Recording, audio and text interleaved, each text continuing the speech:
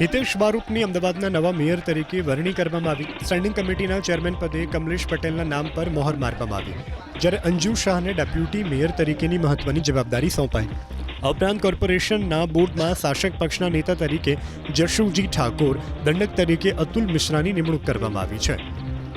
અમદાવાદના નવનિયુક્ત મેયર પદ સંભાળતાની સાથે જ જણાવ્યું કે મેયર તરીકે મળતી કોઈ પણ સરકારી સુવિધાઓ લેવાની તેમની કોઈ વિચારણા નથી અને તેઓ અમદાવાદ મ્યુનિસિપલ કોર્પોરેશન તરફથી મળતા ભથ્થા કે સવલતોનો બિલકુલ વપરાશ નહીં કરે. ભૂતકાળમાં બોડકદેવ ગામના સરપંચ તરીકે અને એપીએમસીના વાઇસ ચેરમેન તરીકે સેવા આપી ચૂકેલા મેયર ઉમેર્યું કે લાંબા સમયથી સહકારી સંસ્થાઓ સાથે જોડાયેલા હોવા છતાં તેમણે ક્યારેય કોઈ વાઉચર કે બિનજરૂરી નાણાં લીધા નથી. પૂર્વ મેયર કિરીટ પરમારની સાદગીને યાદ કરતા તેમણે કહ્યું કે કિરીટભાઈ પણ મેયર હોવા છતાં નાના મકાનમાં રહેતા હતા, તેમ મારું ઘર પણ નાનકડું છે અને હું મારા એક જ મકાનમાં કાયમ રહેવાનો છું. આ ઉપરાંત કોર્પોરેશન તરફથી મળતી સત્તાવાર ગાડીનો અસ્વીકાર કરી તેઓ પોતાની જ માલિકીની ઇલેક્ટ્રિક કારનો ઉપયોગ કરશે. હું 76માં બોડકદેવ ગામનો સરપંચ હતો થી લઈ શરૂઆત કરેલી અને એપીએમસીનો વાઇસ ચેરમેન પણ રહ્યો છું, ડિસ્ટ્રિક્ટ બેંકમાં પણ રહ્યો છું. કોઈ પણ સંસ્થાઓ સહકારી સંસ્થાઓમાંથી મેં આજ સુધી ક્યારેય વાઉચર લીધું નથી અને લેતો નથી.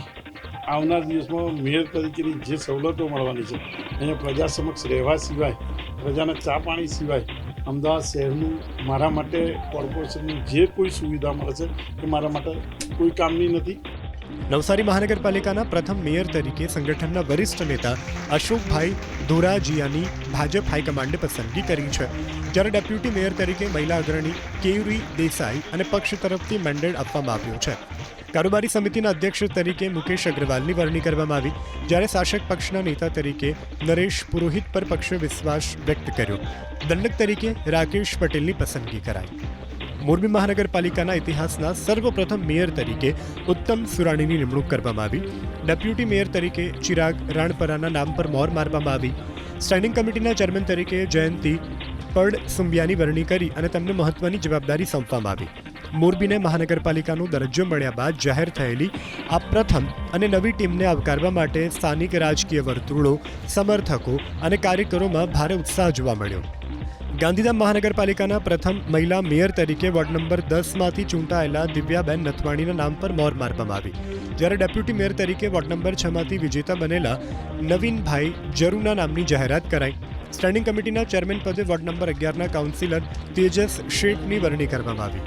આ ઉપરાંત બોર્ડમાં શાસક પક્ષના નેતા તરીકે વોર્ડ નંબર 5માંથી ચૂંટાયેલા ભરતભાઈ મીરાણી પર પક્ષે વિશ્વાસ વ્યક્ત કર્યો, જ્યારે દંડક તરીકે વોર્ડ નંબર 6ના સુરેશ દુવાનીની પસંદગી કરવામાં આવી. મોનિકા વ્યાસની જામનગરના નવા મેયર તરીકે પસંદગી કરવામાં આવી. ડેપ્યુટી મેયર તરીકે રાકેશ ડેરના નામ પર મોહર મારવામાં આવી. સ્ટેન્ડિંગ કમિટીના ચેરમેન પદે ધીરેન મોનાનીની વરણી કરીને તેમને મહત્વની જવાબદારી સોંપવામાં આવી. શાસક પક્ષના નેતા તરીકે અમર મોદી અને દંડક તરીકે પ્રવીણા રૂપડિયાની નિમણૂક કરવામાં આવી.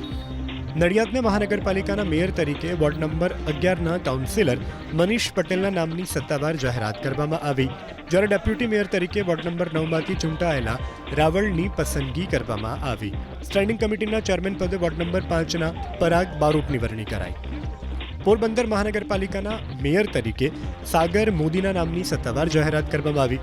ડેપ્યુટી મેયર તરીકે મનીષભાઈ શિયાળની પસંદગી કરવામાં આવી. સ્ટેન્ડિંગ કમિટીના ચેરમેન પદે વિક્રમભાઈ ઓડેદરાની વરણી કરાઈ. દંડક તરીકે કૃષ્ણાબેન કોટિયાના નામ પર મોહર મારવામાં આવી.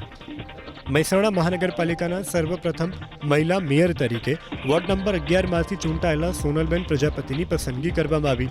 ડેપ્યુટી મેયર તરીકે વોર્ડ નંબર 12ના કાઉન્સિલર રમેશભાઈ રાજપૂતની વરણી કરવામાં આવી. સ્ટેન્ડિંગ કમિટીના ચેરમેન પદે વોર્ડ નંબર 5ના દીપકભાઈ પટેલના નામ પર મોહર મારવામાં આવી. શાસક પક્ષના નેતા તરીકે વિશાલસિંહ ઠાકોર, દંડક તરીકે અનિલ દેસાઈની નિમણૂક કરવામાં આવી.